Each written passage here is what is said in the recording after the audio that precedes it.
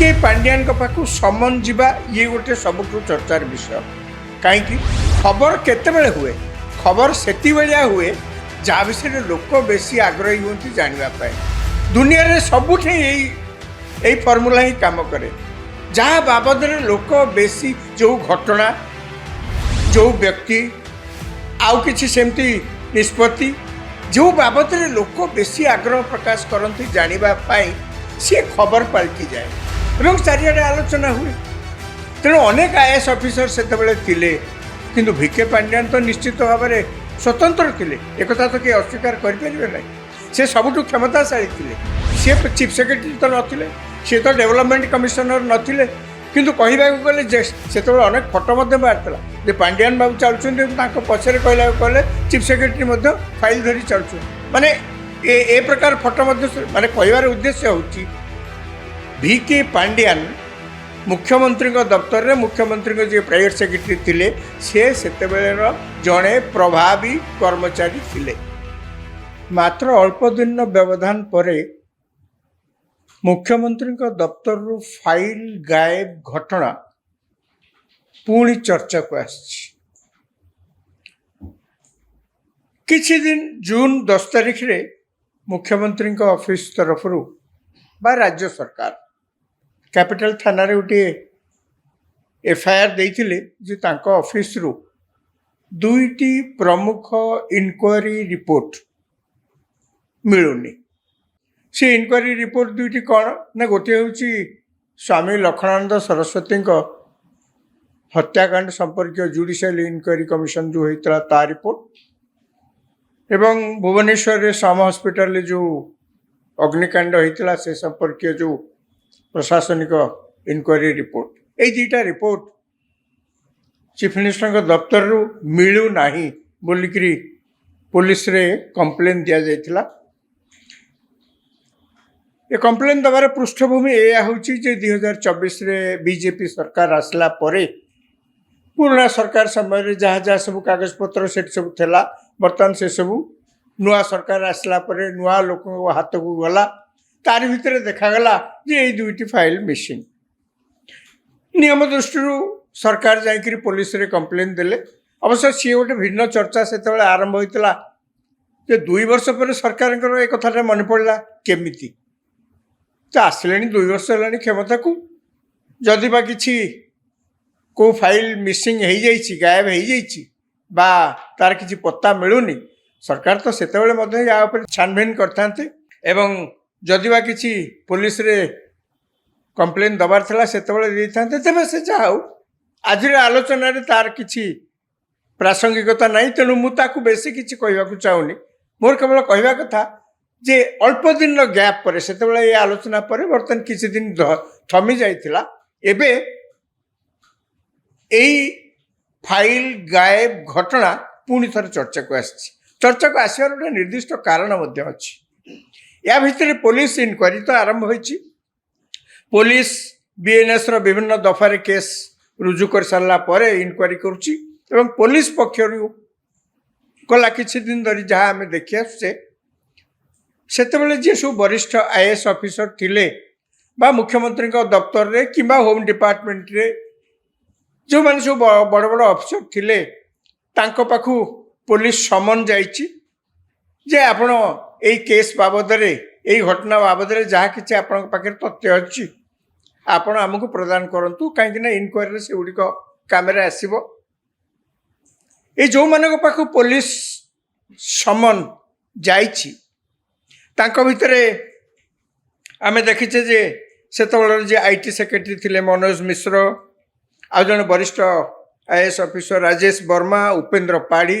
एमान पाख मध्य जाइछि राजेश वर्मा या भितरे आसबार थिला किंतु से पुलिस पाखे हाजर हो ना जहाँ वक्तव्य रखा कथा ताको से पुलिस पाखु आसी ना हूँ तो परवर्ती समय आसवे सी आसवे ना बोली ए प्रकार कौन सी सूचना मिलूना किंतु ये समस्त भितर जहाँ मुझे कहली पुणी चर्चा को आसी घटनाटी कहीं ना पुलिस पक्षर गोटे समन सेतेबेले जो मुख्यमंत्री प्राइवेट सेक्रेटरी थिले भिके पांड्यान तांकु मध्य जाइछि ଏଠି ପ୍ରଶ୍ନ ଉଠିପାରେ ଏତେ ଲୋକଙ୍କ ପାଖକୁ ପୋଲିସ ସମନ ଗଲା ତାଙ୍କ ବାବଦରେ ତ କାହିଁ କେହି ବେଶୀ ଚର୍ଚ୍ଚା କରୁନାହାନ୍ତି ଖାଲି ଖବରଟି ଯେମିତି ବାହାରିବା କଥା ସେମିତି ବାହାରିଲା ଆଉ ତ କିଛି ଚର୍ଚ୍ଚା ନାହିଁ ଭିକେ ପାଣ୍ଡିଆନଙ୍କ ବାବଦରେ ଏତେ ଚର୍ଚ୍ଚା କ'ଣ ପାଇଁ ଚର୍ଚ୍ଚା କ'ଣ ତ କ'ଣ ନୋଟିସ୍ ଯାଇଛି ଭିକେ ପାଣ୍ଡିଆନଙ୍କ ପାଖକୁ ନୋଟିସ୍ ଯାଇଛି ଯେ ତାଙ୍କୁ 25 ତାରିଖରେ ଆସି ପୋଲିସ ପାଖରେ ହାଜର ହେବା ପାଇଁ ସମନ ଯାଇଛି ଏବଂ ତାଙ୍କୁ କୁହାଯାଇଛି ଯେ ଏସିପି ଜୋନ୍ ଭୁବନେଶ୍ୱର ଯେଉଁ ଏସିପି ଜୋନ୍ 1 ତାଙ୍କରି ଅଫିସରେ ଦିନ 11ଟା ବେଳେ ହାଜର ହେବା ପାଇଁ କୁହାଯାଇଛି ଜୁଲାଇ 25 ତାରିଖ ଦିନ ଏବଂ ଏକଥା ମଧ୍ୟ ସେଇ ସମନରେ ଲେଖାଯାଇଛି ଯେ ତାଙ୍କ ପାଖରେ ଏଇ କେସ୍ ସମ୍ବନ୍ଧୀୟ ଯେଉଁ ଫାଇଲ ଗାଏବ ଏହି ସମ୍ବନ୍ଧୀୟ ଯଦି କିଛି ଡକୁମେଣ୍ଟସ୍ ଥାଏ ରେକର୍ଡସ୍ ଥାଏ ଇଲେକ୍ଟ୍ରୋନିକ୍ ଡିଭାଇସେସ୍ କିଛି ଥାଏ ଯେଉଁଟାକି ଏଇ ତଦନ୍ତରେ ସାହାଯ୍ୟ କରିବ ସେ ସବୁକୁ ଆଣିବା ପାଇଁ ପୋଲିସ ପକ୍ଷରୁ ଏହି ସମନ୍ୱୟ ଅନୁରୋଧ କରାଯାଇଛି ବର୍ତ୍ତମାନ କଥା ହେଉଛି ଭିକେ ପାଣ୍ଡିଆନଙ୍କ ପାଖକୁ ସମନ ଯିବା ଇଏ ଗୋଟେ ସବୁଠୁ ଚର୍ଚ୍ଚାର ବିଷୟ କାହିଁକି ଜଣେ ପ୍ରଶ୍ନ କରିପାରେ ଏତେ ଲୋକଙ୍କ ପାଖକୁ ଗଲା ଭିକେ ପାଣ୍ଡିଆନଙ୍କ ପାଖକୁ ମଧ୍ୟ ସେମିତି ଗଲା କାହିଁକିନା ସେ ମୁଖ୍ୟମନ୍ତ୍ରୀଙ୍କ ଦପ୍ତରରେ ଥିଲେ ଏବଂ ମୁଖ୍ୟମନ୍ତ୍ରୀଙ୍କ ପ୍ରାଇଭେଟ ସେକ୍ରେଟାରୀ ଥିଲେ ସେ ଜଣେ ସେତେବେଳର ଜଣେ ପ୍ରଭାବୀ ସରକାରୀ କର୍ମଚାରୀ ଥିଲେ ତେଣୁ ତାଙ୍କ ପାଖକୁ ସମନ ଯିବାରେ ଅସୁବିଧା କ'ଣ ଅଛି ତେଣୁ ତାଙ୍କ ପାଖକୁ ସମନ ଗଲା କିଛି ଅସୁବିଧା ନାହିଁ କିନ୍ତୁ କଥା ହେଉଛି ଖବର କେତେବେଳେ ହୁଏ ଖବର ସେତିକିବେଳିଆ ହୁଏ ଯାହା ବିଷୟରେ ଲୋକ ବେଶୀ ଆଗ୍ରହୀ ହୁଅନ୍ତି ଜାଣିବା ପାଇଁ ଦୁନିଆରେ ସବୁଠି ଏଇ ଫର୍ମୁଲା ହିଁ କାମ କରେ ଯାହା ବାବଦରେ ଲୋକ ବେଶୀ ଯେଉଁ ଘଟଣା ଯେଉଁ ବ୍ୟକ୍ତି ଆଉ କିଛି ସେମିତି ନିଷ୍ପତ୍ତି ଯେଉଁ ବାବଦରେ ଲୋକ ବେଶୀ ଆଗ୍ରହ ପ୍ରକାଶ କରନ୍ତି ଜାଣିବା ପାଇଁ ସିଏ ଖବର ପାଲଟିଯାଏ ଏବଂ ଚାରିଆଡ଼େ ଆଲୋଚନା ହୁଏ ତେଣୁ ଅନେକ ଆଇଏଏସ୍ ଅଫିସର ସେତେବେଳେ ଥିଲେ କିନ୍ତୁ ଭିକେ ପାଣ୍ଡିଆନ ତ ନିଶ୍ଚିତ ଭାବରେ ସ୍ୱତନ୍ତ୍ର ଥିଲେ ଏକଥା ତ କେହି ଅସ୍ୱୀକାର କରିପାରିବେ ନାହିଁ ସେ ସବୁଠୁ କ୍ଷମତାଶାଳୀ ଥିଲେ ସେ ଚିଫ୍ ସେକ୍ରେଟାରୀ ତ ନଥିଲେ ସେ ତ ଡେଭଲପମେଣ୍ଟ କମିଶନର ନଥିଲେ କିନ୍ତୁ କହିବାକୁ ଗଲେ ଯେ ସେତେବେଳେ ଅନେକ ଫଟୋ ମଧ୍ୟ ବାହାରିଥିଲା ଯେ ପାଣ୍ଡିଆନ ବାବୁ ଚାଲୁଛନ୍ତି ତାଙ୍କ ପଛରେ କହିବାକୁ ଗଲେ ଚିଫ୍ ସେକ୍ରେଟାରୀ ମଧ୍ୟ ଫାଇଲ ଧରି ଚାଲୁଛନ୍ତି ମାନେ ଏ ପ୍ରକାର ଫଟୋ ମଧ୍ୟ ମାନେ କହିବାର ଉଦ୍ଦେଶ୍ୟ ହେଉଛି ଭିକେ ପାଣ୍ଡିଆନ ମୁଖ୍ୟମନ୍ତ୍ରୀଙ୍କ ଦପ୍ତରରେ ମୁଖ୍ୟମନ୍ତ୍ରୀଙ୍କ ଯିଏ ପ୍ରାଇଭେଟ ସେକ୍ରେଟାରୀ ଥିଲେ ସେ ସେତେବେଳର ଜଣେ ପ୍ରଭାବୀ କର୍ମଚାରୀ ଥିଲେ ଏବଂ ଖାଲି ସେତିକି ନୁହନ୍ତି ତାଙ୍କୁ ମଧ୍ୟ ବିଜେଡି ଦଳ ସହିତ ଯୋଡ଼ା ଯାଉଥିଲା ତାଙ୍କୁ ମଧ୍ୟ ବିଜେଡିର କିଏ ନିର୍ବାଚନ ଲଢ଼ିବେ ସେ ବାବଦରେ ମଧ୍ୟ ତାଙ୍କୁ କୁହାଯାଉଥିଲା ଯେ ୟାଙ୍କର ମଧ୍ୟ ହାତ ରହିଛି ମୁଖ୍ୟମନ୍ତ୍ରୀ ବାହାରକୁ ଯାଇପାରୁନଥିଲେ ତାଙ୍କ ତରଫରୁ ସେ ପଠାଉଥିଲେ ଭିକେ ପାଣ୍ଡିଆନକୁ ସେ ଯାଇ ସଭା ସମିତି କରିକି ସେଠି ଭାଷଣ ଦେଉଥିଲେ ଏକଥା ମଧ୍ୟ କହୁଥିଲା ତେଣୁ ଦେଖିବାକୁ ଗଲେ ସେ ଜଣେ ପ୍ରଭାବୀ ସରକାରୀ କର୍ମଚାରୀ ସେତେବେଳେ ଥିଲେ ବିଜେଡି କହିଲେ ତାଙ୍କୁ ବୁଝା ଯାଉଥିଲା ଓଡ଼ିଶା ସରକାର କେମିତି ଚାଲିଛି କହିଲେ ତାଙ୍କୁ ବୁଝା ଯାଉଥିଲା ମୁଖ୍ୟମନ୍ତ୍ରୀ କହିବାକୁ ଗଲେ କେବଳ ଥିଲେ ସିନା ନାମକୁ ମାତ୍ର ସବୁ କାର୍ଯ୍ୟ ଇଏ କରୁଥିଲେ କହିବାକୁ ଗଲେ ସେ ହିଁ ଓଡ଼ିଶା ଚଳାଉଥିଲେ ଏକଥା କିଏ ଅସ୍ୱୀକାର କରିପାରିବେନି କାହାକୁ ଭଲ ଲାଗୁ କାହାକୁ ଭଲ ନ ଲାଗୁ ସେଇଥିପାଇଁ ସେ ହିଁ ସେତେବେଳର ଚର୍ଚ୍ଚାର କେନ୍ଦ୍ରବିନ୍ଦୁ ଥିଲେ ନିର୍ବାଚନ ହେଲା ସେତେବେଳେ ମଧ୍ୟ ସେ ଚର୍ଚ୍ଚାର କେନ୍ଦ୍ରବିନ୍ଦୁ ଥିଲେ ବହୁ ଚର୍ଚ୍ଚିତ ବ୍ୟକ୍ତି ଥିଲେ ନିର୍ବାଚନ ସରିଲା ସେତେବେଳେ ମଧ୍ୟ ନିର୍ବାଚନ ସରିଲା ଏବଂ ରେଜଲ୍ଟ ବାହାରିବ ସେ ଯେଉଁ 2-3 ଦିନ ଭିତରେ ମଧ୍ୟ ସେ ମଧ୍ୟ ସେତେବେଳେ ମଧ୍ୟ ପ୍ରବଳ ଚର୍ଚ୍ଚାରେ ଥିଲେ କାହିଁକିନା ସିଏ ସେତେବେଳେ କହିଲେ ଯଦି ବିଜେଡି ଦଳ ଯଦି ଏତିକିଟା ସିଟ୍ ନ ପାଇବ ମୁଁ ଆଉ ଏଠି ଏ ଦଳରେ ରହିବେନି କି ମୁଁ ସନ୍ନ୍ୟାସ ନେଇଯିବି ସେ ବୋଲି ସେତେବେଳେ ମଧ୍ୟ କହିଥିଲେ ସେ ରେଜଲ୍ଟ ବାହାରିଲା ସେତେବେଳେ ମଧ୍ୟ ସେ ଚର୍ଚ୍ଚାରେ ରହିଲେ ରେଜଲ୍ଟ ବାହାରିଲା ଯେତେବେଳେ ଦେଖାଗଲା ଯେ ବିଜେଡି ଦଳ ସରକାରକୁ ଫେରିବାର ସମ୍ଭାବନା କ୍ଷୀଣ ବିଜେପି ପ୍ରଥମ ଥର ପାଇଁ ଓଡ଼ିଶାରେ ସରକାର କରିବ ସେତେବେଳେ ମଧ୍ୟ ଭିକେ ପାଣ୍ଡିଆନଙ୍କ ନାଁ ବହୁ ଚର୍ଚ୍ଚାରେ ଆସିଲା ଏବେ ସେ କରିବେ କ'ଣ ଚାକିରିରୁ ତ ଇସ୍ତଫା ମାନେ VRS ନେଇଯାଇଛନ୍ତି ଏବେ ତ ସିଏ ସାଧାରଣ ଲୋକ ସେ ତା ଭିତରେ ବିଜେଡିରେ ଜଏନ୍ କରିଛନ୍ତି 3-4 ମାସ ହେଲାଣି ଏବଂ ସେ ସାଙ୍ଗେ ସାଙ୍ଗେ ଘୋଷଣା କଲେ ଯେ ସେ ସନ୍ନ୍ୟାସ ନେଉଛନ୍ତି ପଲିଟିକ୍ସରୁ ମାନେ କହିବାର କଥା ହେଉଛି ଜଣେ ବ୍ୟକ୍ତି ଯେ ଜଣେ ଆଇଏଏସ୍ ଅଫିସର ଥିଲେ, ସିନିୟର ଆଇଏଏସ୍ ଅଫିସର ଓଡ଼ିଶା ସରକାରଙ୍କ ଅଧୀନରେ କାମ କରୁଥିଲେ, ସେ ତାଙ୍କର ସେତେବେଳେ କେତେ ପ୍ରଭାବ ଥିଲା। ତେଣୁ ଜଣେ ପ୍ରଭାବୀ ବ୍ୟକ୍ତି ହେଲେ ଚର୍ଚ୍ଚା ତ ହବ। ଆମ୍ବାନୀ ଆମେ ଚର୍ଚ୍ଚା କରୁଛେ କାହିଁକି ନା ସେ ଜଣେ ଧନୀ ବ୍ୟକ୍ତି, ତାଙ୍କର ବିଭିନ୍ନ କମ୍ପାନୀ ଅଛି, ବହୁତ ଲୋକ ଚାକିରି କରୁଛନ୍ତି ଇତ୍ୟାଦି ଇତ୍ୟାଦି। ଆଦାନୀ ସେ ଜଣେ ଧନୀ ବ୍ୟକ୍ତି। ସେମିତି କ୍ଷମତାଶାଳୀ ଲୋକ ଅଛନ୍ତି ଯାହାଙ୍କ ବିଷୟରେ ମଧ୍ୟ ଆମେ ଚର୍ଚ୍ଚା କରୁଛେ। ପଦପଦବୀରେ ଥିବା ବଡ଼ ବଡ଼ ପଦବୀରେ ଥିବା ବ୍ୟକ୍ତିମାନଙ୍କ ବିଷୟରେ ଆମେ ଚର୍ଚ୍ଚା କରୁଛେ କାହିଁକି ନା ସେ ସମସ୍ତଙ୍କ ଦୃଷ୍ଟିରେ ଅଛନ୍ତି। ସେମିତି ସେଇ ନ୍ୟାୟରେ ବିକେ ପାଣ୍ଡିଆନଙ୍କ ବାବଦରେ ଚର୍ଚ୍ଚା ହେଉଛି। ବର୍ତ୍ତମାନ କ'ଣ କଥା, ବର୍ତ୍ତମାନ ଯେତେବେଳେ ତାଙ୍କୁ ପୋଲିସ ନୋଟିସ୍ ଯାଇଛି, ଏକଥା ଚର୍ଚ୍ଚା ହେବାର ଅନ୍ୟ ଗୋଟିଏ କାରଣ ବି ଅଛି। ପ୍ରଥମ କଥା ହେଲା, ଯେଉଁ ଚିଫ୍ ମିନିଷ୍ଟରଙ୍କ ଅଫିସରୁ ଏଇ ଯେଉଁ ଯୋଡ଼ିଏ ଫାଇଲ୍ ଗାୟବ ହେଇଯାଇଛି, ସିଏ ବହୁ ଦୃଷ୍ଟିରୁ ସେନ୍ସିଟିଭ୍। ତା ଭିତରେ ଏଭଳି କିଛି ସମସ୍ତେ ଯାହା ଆଶଙ୍କା କରୁଛନ୍ତି, ତା ଭିତରେ ଏଭଳି କିଛି ତଥ୍ୟ ଅଛି, ହୁଏତ ସେତେବେଳେ ଯଦି ସେ ସରକାର ତାକୁ ସାର୍ବଜନୀନ କରିଥାନ୍ତେ, ଯେତେବେଳେ ଏଇ ରିପୋର୍ଟ ଦାଖଲ ହେଲା, ସେତେବେଳେ ହୁଏତ ସରକାରଙ୍କ ପାଇଁ ବହୁତ ଅଡ଼ୁଆ ପରିସ୍ଥିତି କାଳେ ସୃଷ୍ଟି ହେଇଥାନ୍ତା ବୋଲିକିରି ବର୍ତ୍ତମାନ ସମସ୍ତେ ଆଶଙ୍କା କରୁଛନ୍ତି। ସେଇଥିପାଇଁ ତ ସେ ରିପୋର୍ଟକୁ ସେତେବେଳେ ସାର୍ବଜନୀନ କରାଗଲାନି ଏବଂ ସରକାର ଯେତେବେଳେ ବଦଳିଲା, ସେ ଲୋକ ଗଲେ ଆଉ ନୂଆ ଲୋକ ଆସିଲେ, ୟାରି ଭିତରେ ସେ ଫାଇଲ୍ ଦୁଇଟା କୁଆଡ଼େ ହଜିଗଲା। ତେଣୁ ଲୋକଙ୍କର ଆଶଙ୍କା ଆହୁରି ବଢ଼ିଗଲା, ଉତ୍କଣ୍ଠା ଆହୁରି ବଢ଼ିଗଲା। ଏ ଫାଇଲ୍ରେ ନିଶ୍ଚୟ କିଛି ଅଛି, ନହେଲେ କାହିଁକି ଏତେ ଫାଇଲ୍ ରହିଲା, ଇଏ କୁଆଡ଼େ ଚାଲିଗଲା। ଏବଂ ଯେହେତୁ ପାଣ୍ଡିଆନ ସେ ଅଫିସରେ ଥିଲେ, ମାନେ ମୁଖ୍ୟମନ୍ତ୍ରୀଙ୍କ ଅଫିସରେ, ତେଣୁ ସମସ୍ତେ କହୁଛନ୍ତି ୟାଙ୍କ ପାଖରେ କିଛି ଖବର ଥାଇପାରେ। କେବଳ ସେତିକି ନୁହେଁ, ପାଣ୍ଡିଆନ ସେତେବେଳେ ଥିଲେ ମାନେ ଏତେ ପ୍ରଭାବୀ ଥିଲେ, ତାଙ୍କ ପାଖକୁ ସମସ୍ତେ ଆସୁଥିଲେ, ସିଏ କୁଆଡ଼େ ଯାଉନଥିଲେ। ସିଏ ଯେଉଁଦିନ ବିଜେଡ଼ିରେ ଜଏନ୍ କଲେ, ତାଙ୍କ ପାଖକୁ ସମସ୍ତେ ଯାଇକରି ସେଠି ତାଙ୍କୁ କଂଗ୍ରାଚୁଲେସନ୍ସ ଜଣେଇଲେ ଏବଂ ସିଏ ଯେତେବେଳେ କୁଆଡ଼େ ଯାଉଥିଲେ, ତାଙ୍କ ନିର୍ଦ୍ଦେଶରେ ସବୁ କାର୍ଯ୍ୟ ହେଉଥିଲା। ସିଏ ପୁଣି ପୋଲିସ ଷ୍ଟେସନ, ପୋଲିସ ତାଙ୍କୁ ସମନ ଦେବ, ସିଏ ପୋଲିସ ଷ୍ଟେସନରେ ହାଜର ହେବେ, ପୋଲିସ ତାଙ୍କୁ ପ୍ରଶ୍ନ କରିବ, ଜେରା କରିବ। ଏ କଥାଟା ଟିକେ ଖଟକା ଲାଗୁଛି ନା। ତେଣୁ ସେଇଥିପାଇଁ ସମସ୍ତେ ଚର୍ଚ୍ଚା କରୁଛନ୍ତି ଯେ ପାଣ୍ଡିଆନ ଯିବେ ପୋଲିସ ଅଫିସ, ପୋଲିସ ସମନ କରିଛି ପାଣ୍ଡିଆନକୁ, ସିଏ ଆସିବେ, କେମିତି ଏଇଟା ହେବ? ଯଦି ସେ ଯାଆନ୍ତି କେମିତି ସେ ଯିବେ? ସେଦିନ ନିଶ୍ଚୟ ଭିଡ଼ ହେବ। ନିଶ୍ଚୟ ପୋଲିସ ଅଫିସ ସାମ୍ନାରେ ଯେଉଁଠି ପାଣ୍ଡିଆନ ଯାଇଥିବେ ଦିନ 11ଟା ବେଳେ, ସେଦିନ ନିଶ୍ଚୟ ସେଠି ଭିଡ଼ କରିବେ। ତାର କାରଣ ହେଉଛି ଏଇଆ ଯେ ସେ ଜଣେ ଚର୍ଚ୍ଚିତ ବ୍ୟକ୍ତି। ତାଙ୍କର ଏ ଯେଉଁ ଫାଇଲ୍ ଗାୟବ ସହିତ କିଛି ସମ୍ପର୍କ ନଥାଇପାରେ। ସେ ମୁଖ୍ୟମନ୍ତ୍ରୀଙ୍କ ଦପ୍ତରରେ ଥିଲେ ମାନେ ନୁହେଁ ସେ ଦପ୍ତରରୁ ଛୁଞ୍ଚିଟିଏ ବି ହଜିଲା ଯଦି ସବୁ ତାଙ୍କୁ ପଚରାଯିବ, ଏମିତି କିଛି ମାନେ ନାହିଁ। ସେ ପୋଲିସ ଯେଉଁ ତଦନ୍ତ କରୁଛି ଯେଉଁ ଫାଇଲ୍ ଗାୟବ ଘଟଣା ନେଇକିରି, ସେଥିରେ ତାଙ୍କର କିଛି ସମ୍ପର୍କ ମଧ୍ୟ ନଥାଇପାରେ, ସମ୍ପୃକ୍ତି ମଧ୍ୟ ନଥାଇପାରେ। କିନ୍ତୁ ଯେହେତୁ ସେ ସେଠି ଥିଲେ, ପୋଲିସ ଆଉ କ'ଣ ଜାଣିଛି ଯେଉଁଟା ପ୍ରଘଟ କରୁନି, ସେ କଥା ତ ଆମେ ଜାଣିନୁ। କିନ୍ତୁ ପୋଲିସ ତାର ନିୟମ ଅନୁସାରେ ସମନ ଦେଇଛି। କେବଳ ସେତିକି ନୁହେଁ, ସେ ଯିବେ, ଏହା ମଧ୍ୟ ଗୋଟେ ଚର୍ଚ୍ଚିତ ହେବ, ଘଟଣା ହେବ। ସେ ନ ଆସିବେ ଯଦି କ'ଣ ହେବ?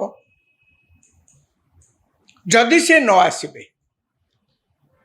ଏମିତି ଆମେ ମଧ୍ୟ ଦେଖିଛେ, ରାଜେଶ ବର୍ମା ସେ ତ ଆସିନାହାନ୍ତି, ତାଙ୍କର ଅସୁସ୍ଥତା କାରଣରୁ ହୁଏତ ନ ଆସିପାରିଥିବେ। ସେ ସେଇ ସମୟରେ ଯେଉଁ ସମୟକୁ କୁହାଯାଇଥିଲା ତାଙ୍କୁ ହାଜର ହେବା ପାଇଁ ପୋଲିସ ଅଫିସରେ, ସେ ସମୟକୁ ହୁଏତ ଅନ୍ୟ କୌଣସି ଜାଗାରେ ଥାଇପାରନ୍ତି, ସେ କୌଣସି କାମରେ ଯାଇପାରିଥାନ୍ତି, ଓଡ଼ିଶା ବାହାରକୁ ମଧ୍ୟ ଯାଇପାରିଥାନ୍ତି, ଏ ଅଲଗା କଥା। ଭିକେ ପାଣ୍ଡିଆନ ମଧ୍ୟ ସମାନ ପ୍ଲି ନେଇପାରନ୍ତି। ଭିକେ ପାଣ୍ଡିଆନ ମଧ୍ୟ କୌଣସି କାରଣ ଦର୍ଶାଇକିରି ନ ଆସିପାରନ୍ତି। କିନ୍ତୁ କୌଣସି କାରଣ ଦର୍ଶାଇକିରି ସେ ଯଦି ନ ଆସିବେ, ପୋଲିସ ମଧ୍ୟ ଏକଥା ଜାଣିଛି ଯେ ପରବର୍ତ୍ତୀ ପଦକ୍ଷେପ କ'ଣ କରାଯିବ। ତାଙ୍କୁ ହାଜର କରିବା ପାଇଁ କ'ଣ କ'ଣ ସବୁ ବ୍ୟବସ୍ଥା ରହିଛି, ଆଇନଗତ ବ୍ୟବସ୍ଥା ରହିଛି, ତାହା ମଧ୍ୟ ପୋଲିସ ନିଶ୍ଚୟ ହିସାବ ପତ୍ର କରି ଦେଖିଥିବ। ନା ଆମେ ଯାହାକୁ ସମନ କରୁଛୁ ସେ ଯଦି ନ ଆସିବେ କ'ଣ କରାଯିବ? ପୋଲିସ ତ ତାଙ୍କୁ ଅପରାଧୀ ବୋଲିକିରି ଏପର୍ଯ୍ୟନ୍ତ କରିନି ଯେ ସେ ଆକ୍ୟୁଜ୍ଡ ହିସାବରେ ତ ତାଙ୍କୁ ସମନ କରାଯାଇନି। ତାଙ୍କୁ କେବଳ ସାକ୍ଷୀ ଭାବରେ ସମନ କରାଯାଇଛି ଯେ ତାଙ୍କ ପାଖରେ କିଛି ତଥ୍ୟ ଅଛି କି ଯିଏ ସେଇ ତଥ୍ୟକୁ ଅନ୍ତତଃ ଯଦି ତାଙ୍କେ ସିଏ ଦିଅନ୍ତି ତାହେଲେ ଏଇ ତଦନ୍ତରେ ତାହା ସାହାଯ୍ୟ କରିବ। ଏଇଥିପାଇଁ ଦିଆଯାଇଛି। ଏବଂ ଏକଥା ମଧ୍ୟ ହିସାବ ପତ୍ର କରିକି ପୋଲିସ ଦେଇଥିବ। ଭିକେ ପାଣ୍ଡିଆନ ମଧ୍ୟ ଯାହା ଯେଉଁମାନେ ସବୁ ପେଶାରେ ଓକିଲାତି କରନ୍ତି, ଯେଉଁମାନେ ସବୁ ଜାଣିଛନ୍ତି ଆଇନ କାନୁନ ବାବଦରେ, ତାଙ୍କୁ ପଚାରିଲେ ସେମାନେ କହୁଛନ୍ତି ଯେ ତାଙ୍କ ପାଖରେ ଏ ଅପସନ୍ ମଧ୍ୟ ଅଛି। ଯେହେତୁ ସିଏ ଚାକିରି କରୁଥିଲେ, ଓଡ଼ିଶାରେ ରହୁଥିଲେ, ଏବେ ଆଉ ଓଡ଼ିଶାରେ ରହୁନାହାନ୍ତି, ଓଡ଼ିଶା ବାହାରେ କେଉଁଠି ରହୁଛନ୍ତି, ତାଙ୍କ ପାଖରେ ମଧ୍ୟ ଅପସନ୍ ଅଛି। ସେ କୋର୍ଟରେ ଯାଇକରି ଗୋଟେ ପିଟିସନ୍ ଦେଇପାରନ୍ତି ଯେ ମୋତେ ଯେଉଁ ସମନ ଏଇ ପୋଲିସ ମୋତେ ଦେଇଛନ୍ତି ତାଙ୍କର ମୋ ଉପରେ ସମନ ଜାରି କରିବାର କୌଣସି ଜୁରିସଡିକ୍ସନାଲ ଅଧିକାର ନାହିଁ। ଏକ, ତାଙ୍କର କୌଣସି ଲିଗାଲ ରାଇଟ୍ସ ନାହିଁ ମୋ ଉପରେ ଏ ସମନ ଜାରି କରିବା ପାଇଁ। ମୁଁ ଚାକିରି କରୁଥିଲି, ସେଠି ଥିଲି, ମୋର ଚାକିରି ସରିଗଲାଣି। ମୁଁ ଯେଉଁ ରାଜନୈତିକ ଦଳରେ ଓଡ଼ିଶାରେ ଥିଲି ସେଥିରୁ ମଧ୍ୟ ମୁଁ ଆଉ ନାହିଁ। ମୁଁ ମଧ୍ୟ ଆ ଭିତରେ ଘୋଷଣା କରିଦେଇଛି ମୁଁ ସନ୍ନ୍ୟାସ ହେଇଯାଇଛି, ମାନେ ପଲିଟିକ୍ସରେ ଆଉ ନାହିଁ। ସରକାରୀ ଚାକିରିରୁ ତ ଆଗରୁ ମୁଁ ବିଆସ ନେଇଯାଇଥିଲି। ମୁଁ ଓଡ଼ିଶାରେ ତ ରହୁନି, ମୁଁ ଓଡ଼ିଶା ବାହାରେ ରହୁଛି। ଏ ପୋଲିସର କିଛି ଜୁରିସଡିକ୍ସନ୍ ନାହିଁ ମୋତେ ସମନ କରି କୌଣସି କେସ୍ରେ ଡାକିବା ପାଇଁ। କୋର୍ଟକୁ ଯାଇପାରନ୍ତି ସେ। ଏବଂ ଏକଥା ମଧ୍ୟ ନିୟମରେ ଅଛି ଯେ କୋର୍ଟ ଆବଶ୍ୟକ ପଡ଼ିଲେ ଏଇ କାରଣକୁ ଦର୍ଶାଇକିରି ଏ ସମନକୁ କ୍ୱାସ୍ କରିଦେଇପାରେ, ନାକଚ କରିଦେଇପାରେ। କିନ୍ତୁ ପୋଲିସ ତ ସେଇ ହିସାବ ବି କରିଥିବ ନା। ଏକଥା ମଧ୍ୟ କୋର୍ଟ କହିପାରେ, ଠିକ୍ ଅଛି ଆପଣ ଜୁରିସଡିକ୍ସନାଲ ଗ୍ରାଉଣ୍ଡରେ ଆପଣଙ୍କ ଉପରେ ସମନ ପୋଲିସର ଆସିବାଟାକୁ ଆପଣ ବିରୋଧ କରୁଛନ୍ତି। ପୋଲିସର ଆଇନଗତ କ୍ଷମତା ନାହିଁ ଯେ ଆପଣଙ୍କୁ କୌଣସି କେସ୍ରେ ଡାକିବ, ସାକ୍ଷୀ ହିସାବରେ ହଉ ନା କାହିଁକି। ଠିକ୍ ଅଛି, କିନ୍ତୁ ଏକଥା ମଧ୍ୟ ଆଜିକା ଦିନରେ ସମ୍ଭବ ହୋଇପାରୁଛି। କୋର୍ଟ ମଧ୍ୟ ସେ ପ୍ରକାର ଭ୍ୟୁ ନେଇପାରେ, କାହିଁକିନା କୋର୍ଟ ତ ଆଙ୍କର ଦରଖାସ୍ତ ପାଉ ପାଉ ନାକଚ କରିଦେବ ସମନକୁ, ତା ତ ନୁହେଁ ନା। ହୁଏତ କୋର୍ଟ ଓଡ଼ିଶା ସରକାରଙ୍କୁ ମଧ୍ୟ ପଚାରିବ ଯେ ଏମିତି ଗୋଟେ ସମନ ଆସିଥିଲା, ତାକୁ ଚ୍ୟାଲେଞ୍ଜ କରି ପିଟିସନର ଏହା କହୁଛନ୍ତି, ଆପଣଙ୍କର କ'ଣ କହିବାର ଅଛି। ଓଡ଼ିଶା ସରକାର ନିଶ୍ଚିତ ଯିବେ କୋର୍ଟରେ କହିବା ପାଇଁ। ଓଡ଼ିଶା ସରକାର ସେତେବେଳେ ହୁଏତ କୋର୍ଟକୁ କହିପାରନ୍ତି ଆମ ପାଖରେ ଏଇ ତଥ୍ୟ ଅଛି ଯାହାକୁ ସେ ସାର୍ବଜନୀନ କରିନାହାନ୍ତି ଏବଂ ଏଇଥିପାଇଁ ଆମେ ତାଙ୍କୁ ସାକ୍ଷୀ ହିସାବରେ ଡାକିଛୁ। କୋର୍ଟ ହୁଏତ ସେତେବେଳେ କହିପାରନ୍ତି, ଆଜିକାଲି ତ ଭିଡ଼ିଓ କନଫରେନ୍ସିଂରେ ସବୁ ହେଲାଣି, କୋର୍ଟରେ ଆର୍ଗୁମେଣ୍ଟସ୍ ମଧ୍ୟ ଭିଡ଼ିଓ କନଫରେନ୍ସିଂରେ ହେବାର ବହୁତ ନଜିର ଅଛି। କୋଭିଡ ସମୟରେ ତ ହେଉଥିଲା। କୋର୍ଟ ଏକଥା କହିପାରେ ଯେ ଆପଣ ଭିଡ଼ିଓ କନଫରେନ୍ସରେ ଯାହା କହିବାର ଅଛି କୁହନ୍ତୁ, ତାଙ୍କର ଯାହା ପଚାରିବାର ଅଛି ପଚାରନ୍ତୁ, କିଛି ଅସୁବିଧା ନାହିଁ। ସେଇ ଜାଗାରେ ସେ ବାଧ୍ୟ ହେବେ କୋର୍ଟର ନିଷ୍ପତ୍ତିକୁ ମାନିବା ପାଇଁ। ଏସବୁ ଭିତରେ ଆଉ ଗୋଟେ କଥା ଅଛି, ଭିକେ ପାଣ୍ଡିଆନକୁ ପୋଲିସ ସମନ ଦେବା ପାଇଁ କ'ଣ ଏଇ ତଦନ୍ତ ପାଇଁ ତାଙ୍କୁ ଦିଆଯାଇଛି ଭାବୁଛନ୍ତି? ଏହାର ଗୋଟେ ପଲିଟିକାଲ ଆଙ୍ଗଲ ଅଛି। କାହିଁକିନା ଭିକେ ପାଣ୍ଡିଆନକୁ ନୋଟିସ୍ ଦେବା ମାନେ ସମନ ଦେବା, ସିଏ ଆସନ୍ତୁ ବା ନ ଆସନ୍ତୁ, ସିଏ ପୋଲିସ ଷ୍ଟେସନରେ ହାଜର ହେବା, ହାଜର ନହେଲେ ମଧ୍ୟ ତାଙ୍କୁ ଗୋଟିଏ ବିରୋଧୀମାନଙ୍କୁ ଅର୍ଥାତ୍ ବିଜେପିକୁ ବିଶେଷ କରି ଗୋଟେ ସୁବିଧା ମିଳିଯିବ ବାରମ୍ବାର ବିଜେଡ଼ିକୁ ପରିହାସ କରିବା ପାଇଁ ଯେ କେମିତି ଭାବରେ ଲୁଚୁଛନ୍ତି, ଦେଖାଯାଉନାହାନ୍ତି। ମାନେ କହିବାକୁ ଗଲେ ତାଙ୍କୁ ତ ଆଧାର କରି ପାଣ୍ଡିଆନ ତ ଗୋଟେ ବିରାଟ ଇଲେକ୍ସନ ଇସ୍ୟୁ ହେଇଯାଇଥିଲେ ନା, ସେଇଥିପାଇଁ ତ ବିଜେପି କହିବାକୁ ଗଲେ ଭୋଟ ପାଇଲା।